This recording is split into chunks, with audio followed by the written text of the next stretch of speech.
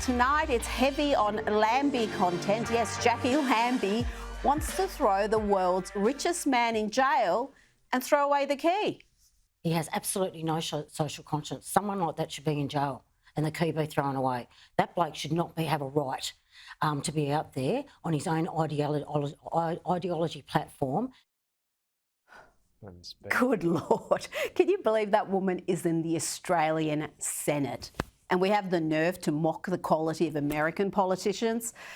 Let's bring in Daniel Wild now, Deputy Executive Director of the Institute of Public Affairs. Daniel, I'm rarely lost for words, but Senator Lambie, what do you make of her commentary there? Does Elon Musk belong in jail? Of course he doesn't. And look, it's concerning at how many are quick to jump on the anti-Elon, anti-Twitter bandwagon. Yes, there's an issue with content that children are exposed to online, and that requires a proper debate and policy response. But conflating that with misinformation is disingenuous. You know, misinformation is about shutting down debate, censoring opinion, giving unelected bureaucrats powers to police debate. Even if those misinformation laws were in place now, it would have no bearing on the issue before us with Twitter and Elon Musk. So, you know, these politicians need to be better informed about what it actually is that they're talking about. Oh, they need to be better informed. So many of them are plainly ignorant of how these platforms work. And sadly, that's also true for the media. I don't know if you caught the West Australian's front page. Let's have a look at it. This, again, has gone viral because people around the world are shocked that we've got journalists, people in the media who are gagging for extra censorship. And it seems this is all, as far as the Albanese government is concerned, primarily focused on one particular video. Now, you don't have to be too cynical to understand why they might want that video to be removed from the internet. I don't think it's because it's inspiring hate or alleged terrorist acts. I think it has a lot to do with the fact that it brings up all sorts of difficult questions for that current government to answer. Well, that's right. I think a lot of Australians look at this as saying, well, hang on, there's lots of content on the internet that's objectionable. Why is this particular video, which was a terrorist event, remember? It was alleged terrorist event. Yeah, by New South Wales Police have said that. So this has, as you say, broader questions about our society. It raises questions about the immigration program, about policing powers, about a variety of other issues. So you go, why are they trying to shut this video down? Why is it getting this attention?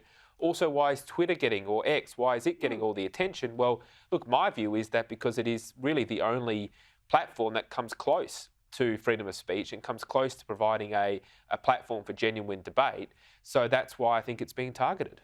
And the Albanese government is determined to use an alleged terror attack to demand more censorship. Home Affairs Minister Claire O'Neil is insisting social media companies should be fined and policed more for creating, and I quote here, civil division, social unrest, and just about every other problem that we have as a country. Really, every other problem we have is down to X. She called ex-boss Elon Musk a megalomaniac. Now, Musk is already taking on the e-safety commissioner to task for her draconian attempts for censorship on his platform. And so now the government wants to give this woman even more power. And what's worse, Daniel, and we've discussed this previously, it's that the coalition, the party that's supposed to stand for free speech and classical liberalism, is backing this Orwellian approach. I know there's certain MPs who have said no, but as a whole, the party leadership seems to be backing this woman getting even more powers than she already has. Yeah, well, the issue is that, as we've said before, the Commissioner of the E-Safety Commission is not someone that's looking for the public good. She's an ideological activist. She tried to shut down debate during the Voice debate by saying there was hate speech about the No campaigners. So she's got a track record here. On Claire O'Neil, I mean, seriously, she's got to look in her own backyard if you want to look at policy failures. She has overseen failure after failure after failure. Look at our migration program, record numbers of intake. They're not in control of the migration program at all. So I think she's the last to be criticising others for apparent failures. But look, Rita, this is how free speech dies. It's inch by inch. If you give them an inch, they take a mile. And always in the name of safety. It's always presented, this is for the good of the community, for the greater good. And in the name of safety, some terrible things have happened. Look, yeah, and I accept that there is a genuine problem, like I said, with the content that children are exposed to these days. And yes, we have to address that. But again, that has nothing to do with freedom of speech or misinformation. It's totally disingenuous and cynical of the government to be hiding behind child safety in order to shut down debate. And you mentioned The Voice, and I do wonder if Julian Grant or the E-Safety Commissioner, whoever the leftist activist is that the coalition government was silly enough to appoint, if they had those additional powers back then, whether we would have had a different referendum result, whether we would have had a lot of the no campaign suppressed or even banned on the basis that it was hateful, it was divisive, it was not something that was safe for the community to see. Well, I think that the no campaign would not have been able to mount its arguments if these misinformation laws were in place. Wow. It would have been argued that it's not even hate anymore, Rita, it's harm. It's harmful, they say. Well, what isn't harmful? It's all subjective. There's no doubt that these misinformation laws are being used as retribution on mainstream Australians for voting the wrong way in the Voice debate, and this government wants to make sure that that never, ever happens again, and that's why they know the only debate that they can win is a debate that they shut down.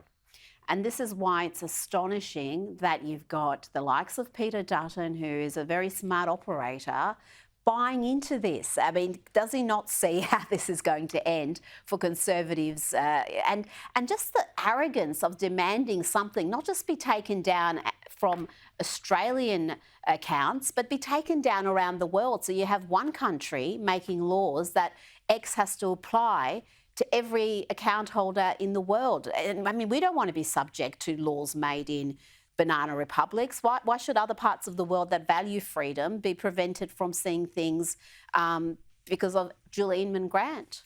Well, what the coalition needs to focus on is clearly delineating between, as I say, the stuff that children is exposed to, which requires a policy response, and misinformation, which is separate. They were very good on misinformation, completely and totally opposed to it. Look, I'm confident that they will stay that way. I think it's become a bit muddled, but there needs to be a clear... They have completely muddled the message. They've muddled it, and they need to come out and clearly demarcate that they are still opposed to these draconian anti-free speech laws. Absolutely. And as we've discussed previously, that E-Safety Commissioner role, that was supposed to be focused on the safety of children. So child exploitation, child porn, all sorts of material that should not be on the internet, which is illegal, and children are also being exposed. And it seems to have moved very quickly into other areas. Now, let's go to the UK, and the hypocrisy of the police force is being exposed again. We saw Met Police officers take the knee for BLM. Remember that during the COVID-19 pandemic? 1 minute they were cracking down on the anti-lockdown protesters. Next minute they're taking the knee. They've been, giving water to those climate change protesters who are blocking roads and causing traffic mayhem. They've watched on as Palestinian activists climb national monuments and set off flares. But look what they do when a protest is not left-wing, when the cause is perhaps a little bit right-wing, like patriotism. Wow,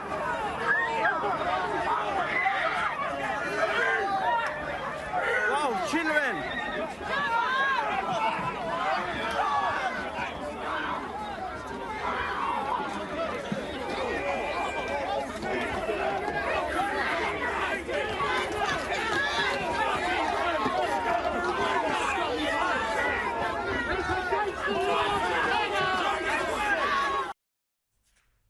Very different attitude indeed. They're in there with the horses.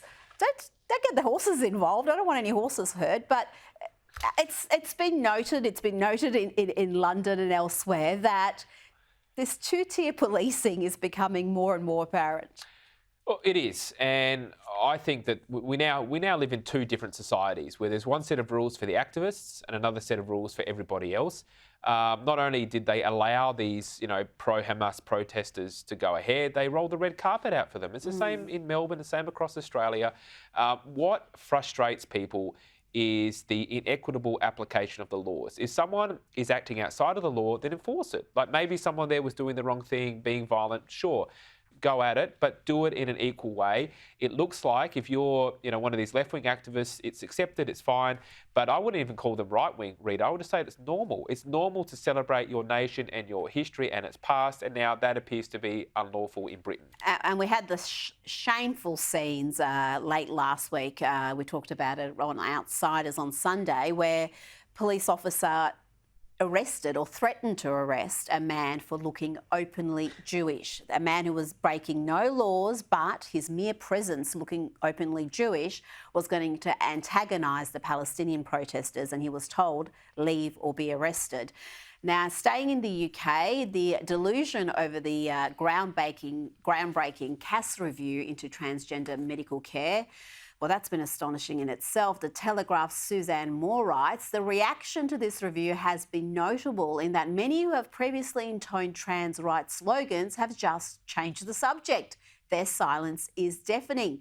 She also wrote that those still defending the sterilisation and mutilation of children are exposing themselves daily. It was never about the children for them. The kids were just collateral damage in a culture war we were told was not actually real. And that's the point, isn't it? The people waging these culture wars, as soon as you actually object, they scream culture war, they scream you're being hateful, you're a bigot, you don't have an open mind, you don't have empathy for vulnerable people. Yep. But they're committing to policies that see children sterilised, that see them have irreversible surgeries they will never recover from. This is the greatest medical scandal of our time. Well, I think that's right. I mean, this report, it's, as you say, groundbreaking. It's also globally significant, and it just reinforces calls that some, Senator Antic and others have made that we need to have a proper inquiry here in Australia. Mm-hmm. I would say that the Liberal opposition leader in Western Australia has shown critical leadership on this in saying that puberty blockers need to be limited to a certain age. I hope that is the start, not the end of this debate and this pushback. This also reminds me of lockdowns and the COVID interventions. I hope, just as today you won't find anyone saying that they were in favour of lockdowns, I hope in a few years' time you won't find anyone saying they're in favour of this kind of medicalisation, because it is indefensible. Absolutely. And we've got some lockdown footage just to send you down memory lane in Lefties losing it. And my God, I got PTSD just watching that. That's coming up after the break. And that's also a factor when we talk about the e-Safety Commissioner and the efforts to suppress and even ban content off X that I think Australians are entitled to know about. We saw what happened when that was enforced during COVID. We had medical experts, professors of medicine from Stanford University, Oxford, Harvard, who were saying these lockdowns are unscientific, they are going to cause more harm than good, and they were silenced and suppressed, and they've been vindicated. And perhaps we would have had a very different policy response if more people were aware of the arguments experts were making at that time. Well, that's right, and that's why those of us who are concerned about free speech are worried about where these laws go. It's, we've seen time and time again those who are empowered to control information use it to shut down debate. We mentioned the e-Safety Commissioner, who went from being the Children's e-Safety Commissioner to now everything else. So there is just no way of putting guardrails on these bureaucracies. They always expand, they always silence debate, and they end up carrying water for whatever the established view is of the time, even though, as we now know, as you say, with COVID, there were other views being expressed. They should have been expressed then, and we now know, even if they were wrong or right, you should still be able to debate it, but we now know what's even worse is so many of those views, whether it's about the issues of vaccines, the issues of lockdowns, they've actually been proven to be correct. That's how dangerous this is. This is the point, and we should trust people to know both sides, to know this information, even if it's uncomfortable, and to make decisions about it. We don't need people in authority deciding for us what we're equipped to look at. And that footage, I'm sure we're going to be talking about it again later this week. Daniel Weil, thank you so much for your time. Thank you.